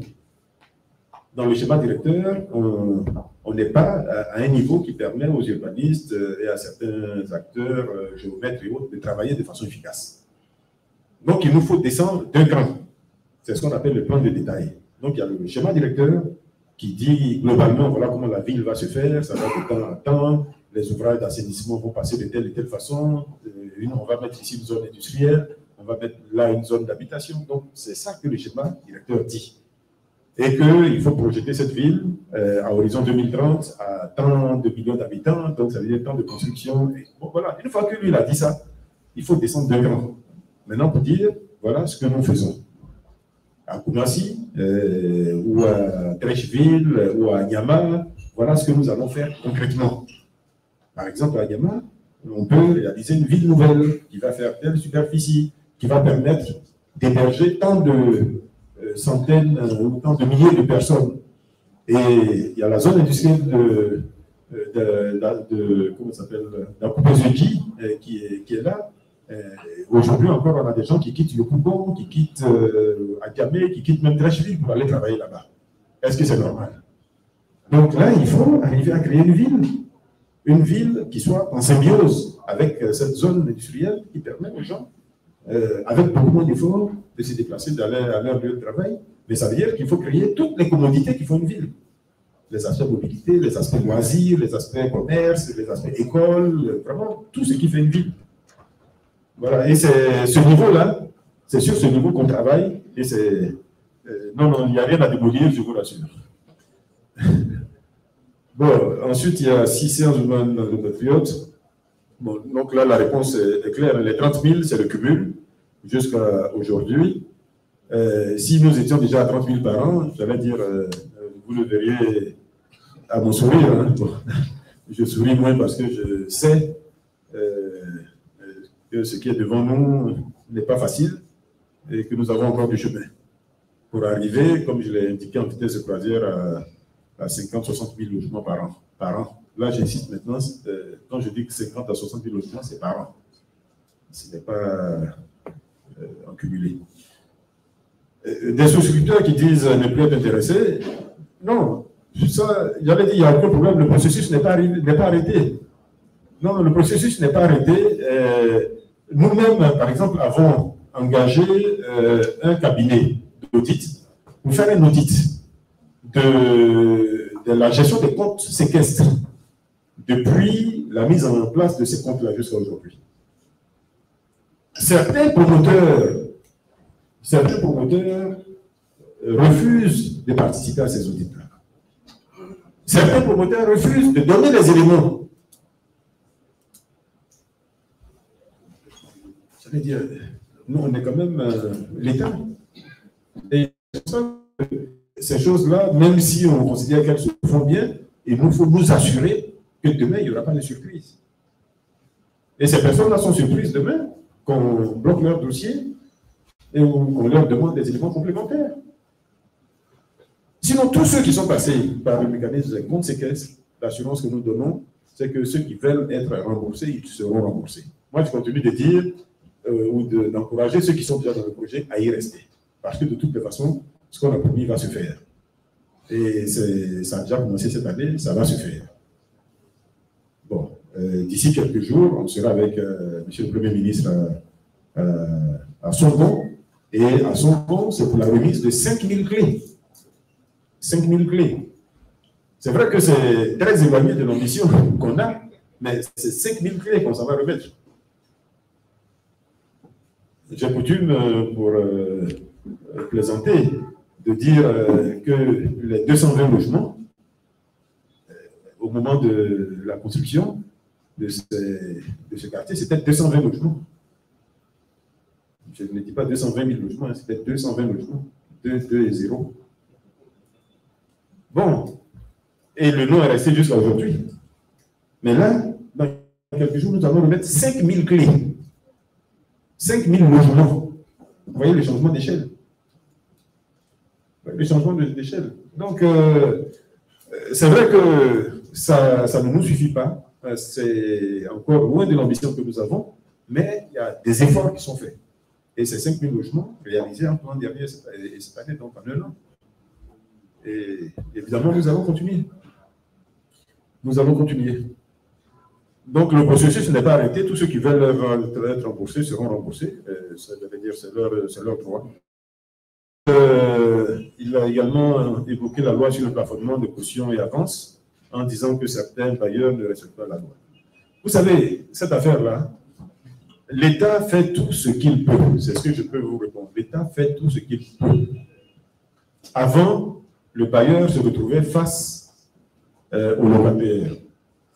Et le locataire, souvent, était tout seul et démuni face au bailleur. C'est une relation contractuelle, privée. Mais l'État a dit, je m'immisce quand même. Parce que votre affaire, là, il y a trop de plaintes, j'entends trop de... Donc, je vais quand même rentrer entre vous pour essayer d'équilibrer le rapport entre vous. Et c'est pour ça que l'État a dit, au lieu de 10 mois, de 9 mois, c'est 2 mois d'avance, 2 mois de caution. Et au début, l'État a dit, celui qui déroge à cela, je le sanctionne. À l'époque, c'était quoi? C'était 20%, je crois, 20% du surplus. 20%. Moi, je me souviens que quand j'ai présenté cette loi, la toute première fois, je venais d'arriver au ministère. C'est une loi qui avait été préparée par mon prédécesseur. Et quand je la présentais, effectivement, c'était 20% de pénalité sur le surplus encaissé par le bailleur. Mais très rapidement, on a continué à entendre les mêmes plaintes. Et on a regardé, mais si c'est que 20%, j'ai fait même le calcul un jour, je dis, mais moi je suis prêt à prendre le risque. J'ai 9 mois de caution, et puis bon, si on me dit de payer 20%, je paye 20%, mais j'aurais encaissé plus. C'est comme ça qu'on est monté à 300%. Donc il a fallu repasser par le même circuit pour imposer désormais 300% de pénalité. Si quelqu'un vous a pris qu'il est pris, c'est 200 000 fois 3. Donc, il va devoir payer 600 000 francs. Donc, on s'est dit, bon, là, ça va quand même commencer à être dissuasif. Et on dit, les gens, après on entend encore un peu de bruit, on dit d'accord, ok, on met en place un numéro vert. S'il y a quelque chose là, vous appelez, et puis nous on s'occupe du reste. Au début, tous ceux qui ont appelé, effectivement il y a 1 an et demi, 2 ans, tous ceux qui ont appelé, on a donné suite. Aujourd'hui, il n'y a pratiquement plus d'appels sur ce numéro vert.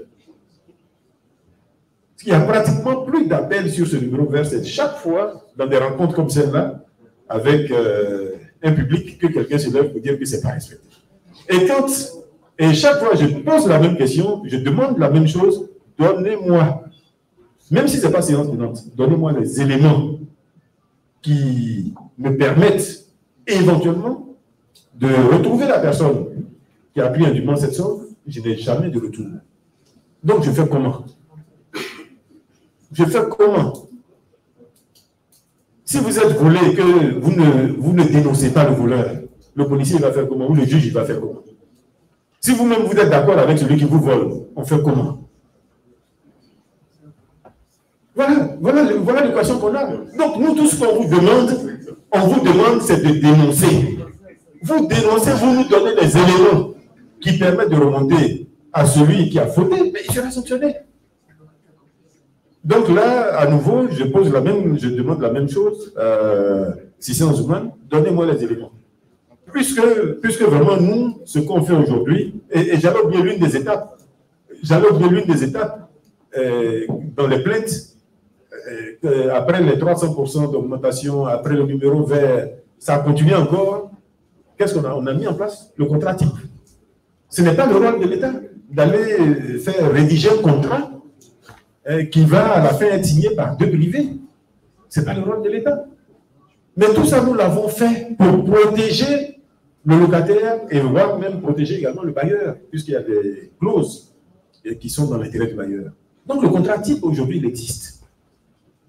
Une fois que vous avez fait tout ça là, que quelqu'un continue d'aller signer un contrat sur 2 feuilles volantes et à payer 8 mois de caution, sans dénoncer celui qui a encaissé les 8 mois, je fais comment moi?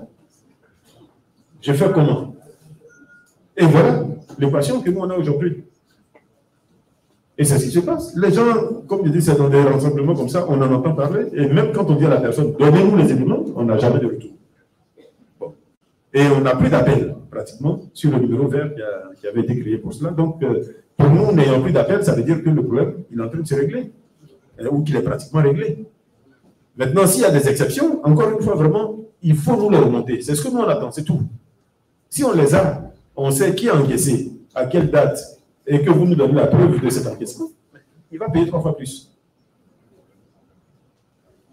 Et pour ne même pas penser que c'est l'État, il ne va pas payer 3 fois plus à nous, il va payer 3 fois plus à celui qui a été lésé. Peut-être que ça va inciter les locataires à dénoncer davantage. Il va payer 3 fois à celui qui a été lésé. Alain Serge, donc le quotidien du matin, bon, qui a dit la même chose, que la décision gouvernementale ne passe pas. Bon, nous, on a vraiment du mal. Je dis, après toutes ces actions qui ont été mises en œuvre par l'État, toutes ces décisions qui ont été prises par l'État, l'État ne peut pas être dans chaque contrat de location. Là, on aura du mal. Mais si vous utilisez le contrat type qui a été mis sur le marché, qui est disponible partout aujourd'hui, ce contrat type impose les 2 mois, 2 mois. C'est la raison, j'avais dit, première de la mise en place de ce contrat type.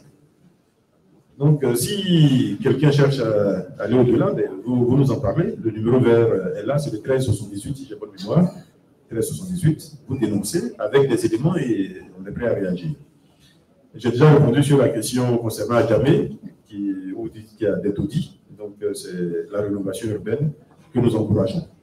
Et Kofi Kwasi Isaac, qui a parlé, oui, ça c'est celui qui était en ligne, qu'on se prépare à aller casser un quartier, un Koumassi 32, que je ne connais même pas. À Première Blas, oui. Non, si c'est à Première Blas, c'est l'un des quartiers restructurés. Il y a 5 quartiers restructurés sur lesquels nous sommes en train de travailler. Et tout à l'heure, je vous ai dit, le quartier restructuré, on apporte des ouvrages, on apporte des infrastructures, donc populations ont besoin. Imaginez que le quartier est bâti à 100%. On a besoin de voies de circulation. On a besoin de parcelles pour une école, pour un marché, pour un centre de santé. On a besoin de créer des ouvrages d'assainissement. Donc, nécessairement, on ne peut pas garder 100% de la population qui vit déjà dans ce quartier-là. Voilà. Donc, une fois que le plan d'aménagement est fait, que le lotissement est fait, ben, ceux qui doivent être déplacés, on leur demande, on les informe et on leur demande de se déplacer pour permettre de restructurer le reste du quartier. J'espère que tout le monde comprend quand même cette logique-là. Voilà. Maintenant, si personne ne veut du tout partir du quartier, bon, je pense qu'on n'aura pas d'autre choix que de laisser le quartier tel qu'il est. Il faut qu'on comprenne aussi les contraintes de l'État à certains moments. C'est un quartier qui est déjà délimité, on vient apporter un plus aux populations qui vivent là. Donc, il faut que certains acceptent le sacrifice d'aller ailleurs pour permettre à ceux qui étaient là d'avoir leur cadre de vie amélioré. Donc, nous ne demandons rien d'exceptionnel ici. C'est une opération classique. Et ces personnes-là, de toute façon, elles vont s'établir dans d'autres endroits qui leur seront indiqués. Il n'y a pas de perte pure. Voilà, je pense avoir achevé là aussi la série de réponses. Merci beaucoup, monsieur le ministre. Je pense que vos réponses sont excellentes. Mesdames et messieurs, sans transition plus, nous allons appeler à ce pupitre Madame Maï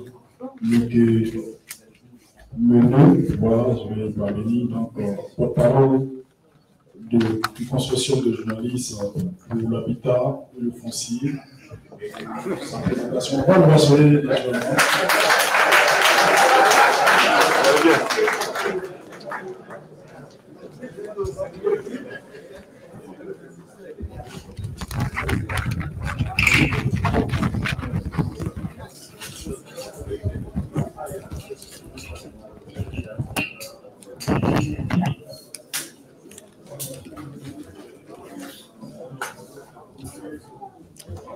Merci beaucoup. Merci pour vos réactions dans la salle, ça prouve que vous menez bien. Merci. Monsieur le ministre de la Construction, du Logement, de l'Urbanisme, Monsieur Bruno Nabagné-Koné, Mesdames et Messieurs les directeurs généraux, Mesdames et Messieurs les directeurs centraux, Mesdames et Messieurs les chefs d'entreprise, Mesdames et Messieurs les chefs de service, Mesdames et Messieurs les représentants des différents partenaires du ministère, chers agents du ministère, chers amis de la presse, honorables invités, Mesdames et Messieurs, c'est avec un réel plaisir que nous prenons part à cette cérémonie de présentation de vœux à l'ensemble de la presse. Nous voulons donc saisir cette occasion pour vous saluer, Monsieur le ministre, et vous dire grand merci pour toutes les importantes réformes entreprises dans le secteur de la construction, au combien de fois complexes. Mais avec votre abnégation au travail et une vision claire, vous réussissez à imprimer votre marque depuis votre nomination à ce poste. Pour vous accompagner dans cette tâche et relayer des informations justes et à la portée des populations, nous, journalistes professionnels, avons mis sur le fonds baptismaux le consortium des journalistes pour l'habitat et le foncier, en abrégé CJHF. C'est un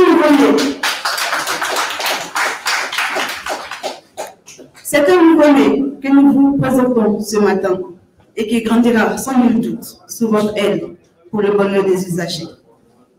Mesdames et Messieurs, honorables invités, je terminerai par cette belle maxime du père fondateur de la Côte d'Ivoire, moderne et modèle, qui dit, et je le cite, « Ce que veut l'Ivoirien, c'est le partage de la richesse, et non de la misère.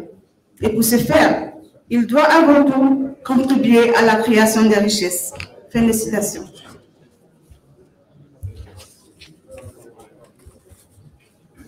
Et nous pensons humblement que ce consortium, déjà fort d'une trentaine de membres qui sont dans cette salle, toutes tendances confondues, contribuera au développement d'un secteur de l'habitat et du foncier plus moderne et sécurisé en Côte d'Ivoire.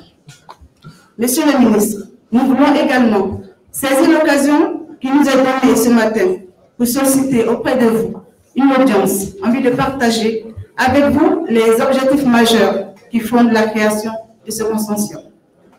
C'est aussi l'opportunité pour nous de saluer, Monsieur le ministre, votre choix porte sur l'un des nôtres, un journaliste émérite, en la personne de Monsieur Konechek, aujourd'hui votre directeur de communication. Ce choix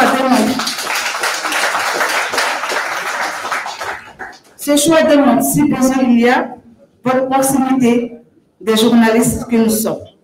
Merci à vous, Monsieur Cheikh Kone, pour votre sollicitude. J'y arrive. De vos collaborateurs, M. Cheikh Kone, chef de service communication, également des nôtres, je le disais tantôt, œuvrent pour la mise en œuvre de ce important projet. Chers consoeurs et confrères, nous vous invitons à adhérer massivement à cette plateforme qui, nous l'espérons, bénéficiera, grâce à l'appui du ministère, de formation sur les thématiques du ministère afin que nous, journalistes spécialisés, soyons plus aguerris. Nous, notre souhait est que ce consortium, j'y arrive, soit le trait d'union entre le ministère et les populations. C'est en cela que, pour les populations bien logées et en harmonie avec les normes du ministère, une bonne, heureuse et fructueuse année 2023 à vous ainsi qu'à l'ensemble de vos collaborateurs. Je vous remercie.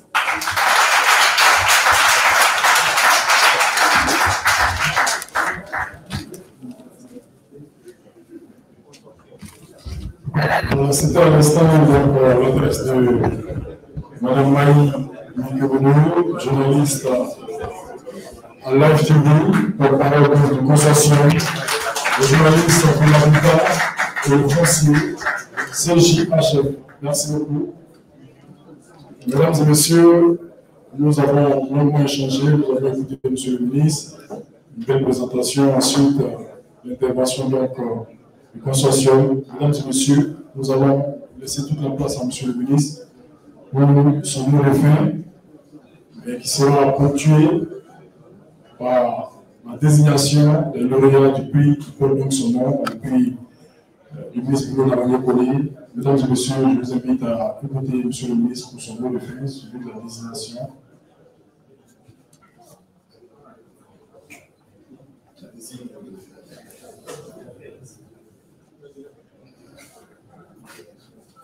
Bon, on est devant de désigner les lauréats sans me donner de nom. Sinon, il y a moi je peux en citer certains dans la salle qui mériteraient d'être lauréats. Je voudrais, je pense que tout le monde l'a fait, donc je ne vais pas recommencer tout ce qui a déjà été dit. Je voudrais simplement vous remercier pour votre présence. Cet échange, ce cadre d'échange entre vous et nous. Vous remercier pour votre patience, parce que ça a été beaucoup plus long que on avait prévu. On avait même pensé au moment de démarrer à 10h, mais on s'est dit qu'on commençait à 11h, à 13h, on aurait fini. Donc, ça montre bien que la matière exige beaucoup plus de temps que cela.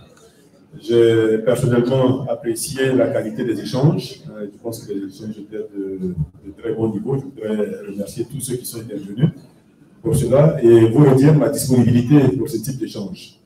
Nous l'avons indiqué, beaucoup d'incompréhension avec nos populations dans le domaine du foncier et de la construction est liée à la méconnaissance, due à l'ignorance des règles, des procédures, des textes de loi, etc., ou dû à la mauvaise application de ces textes-là. Donc, ça, nous ne saurons pas réussir à inverser cela sans vous, journalistes. Et je voudrais, au passage, remercier et féliciter le consortium des journalistes pour le foncier et l'habitat. J'espère que je ne me trompe pas. En tout cas, vous remercier pour l'initiative, vous assurer là aussi de notre accompagnement d'avance, bien entendu, je donne une réponse favorable à la demande d'audience qui a été faite. Nous allons vous rencontrer et échanger avec vous sur tout ce qu'on peut faire. Mais plus globalement, vous avez tous compris nos missions et notre ambition. Notre ambition, c'est vraiment contribuer autant que nous pouvons à l'amélioration des conditions de vie des populations du Maghreb. Et nous pensons que cette amélioration ne peut pas se faire si le cadre de vie lui-même n'est pas amélioré. Parce que les conditions de vie, c'est large, mais le cadre de vie, c'est une partie de cela. Et le cadre de vie, on peut chacune aider à l'améliorer. Le ministère fait sa part. Il faudra que tous les autres acteurs, qu'ils soient territoriaux, qu'ils soient même privés, que tous les autres acteurs comprennent le besoin que nous avons tous de mettre de l'ordre dans ce secteur. C'est cela qui va permettre à nos villes de commencer à avoir une évolution maîtrisée, c'est cela qui va permettre à nos villes d'être plus agréables, c'est cela qui va permettre à nos villes de jouer plus efficacement leurs fonctions au plan économique. Et c'est notre pays qui y gagnera. Donc je m'arrête ici en souhaitant encore une fois une excellente année 2023 à tous, mesdames et messieurs. Bon, je l'affiche maintenant pour les lauréats. Bon, c'est la sélection des journalistes lauréats du prix Bruno Nabagné-Koné, édition 2023. Les critères de sélection, c'est la réactivité, c'est la pertinence des articles, c'est la prise d'initiative personnelle, c'est la disponibilité. Sur la base de ces critères, 2 journalistes se sont illustrés au cours de l'année 2022. Selon le comité de sélection, j'avoue que je ne sais même pas qui est membre du comité de sélection, donc j'ai fait confiance à nos collaborateurs.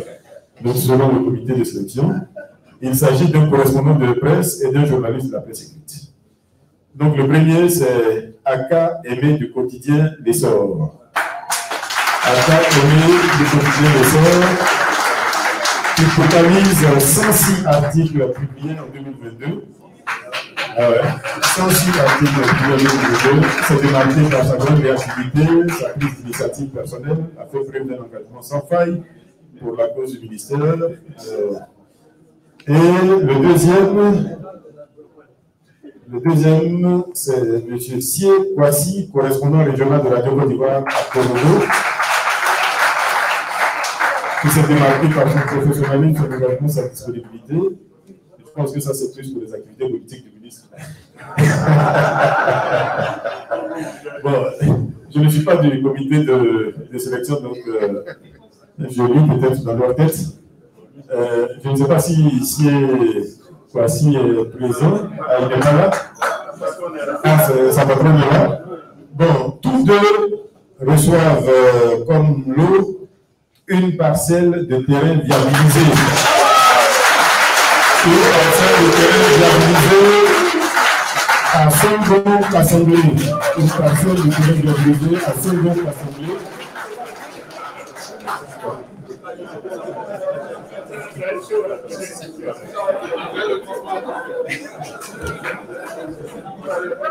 Oui, la précision est importante, donc c'est bien d'un lotissement approuvé. Et il ne s'agit pas d'une simple parcelle, mais c'est une parcelle qui est déjà équipée, donc avec la viabilisation, donc les fondations sont faites. C'est ce que nous appelons les LEM ou les EEBC. Donc ça permet après à l'acquéreur de monter les murs et sa maison est faite. Voilà. Donc félicitations à tous les deux. Et je vous remets vos titres de propriété.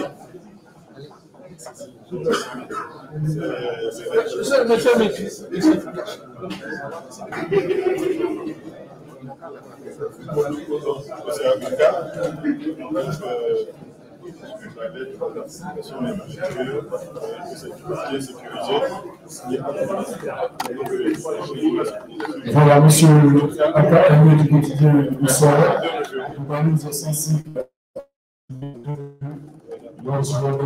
Je suis très heureux de vous remettre cette lettre d'affectation pour vous permettre de mieux vous loger. Et j'espère que chaque année, nous aurons l'opportunité d'imprimer d'autres journalistes, de façon à ce que progressivement, nous aidions nos journalistes à mieux se lever aussi. Donc, félicitations encore. Cela s'applaudit notre monsieur. Madame Sylvie. Madame Sylvie. Donc, c'est un plaisir, même si ce n'est pas la même. Mais je pense que vous le méritez. Vous aussi, il y aura l'occasion peut-être un jour aussi de vous féliciter de la même façon. Mais on va passer par vous pour le mettre à M. Akab aussi. Donc, sa lettre d'affectation sera sur une parcelle de terrain aménagée à son nom assemblée. Toute son œuvre. Je vous félicite.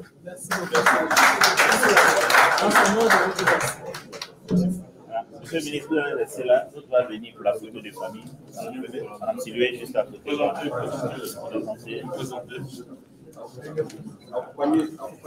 Voilà, c'est Sylvie Konaté, directrice de la correspondant aussi classique. Ok, merci beaucoup. Merci. Merci beaucoup, monsieur le ministre. Félicitations donc aux différents lauréats. C'est pas donc dans le permettre de nous orienter vers le service pour le déjeuner.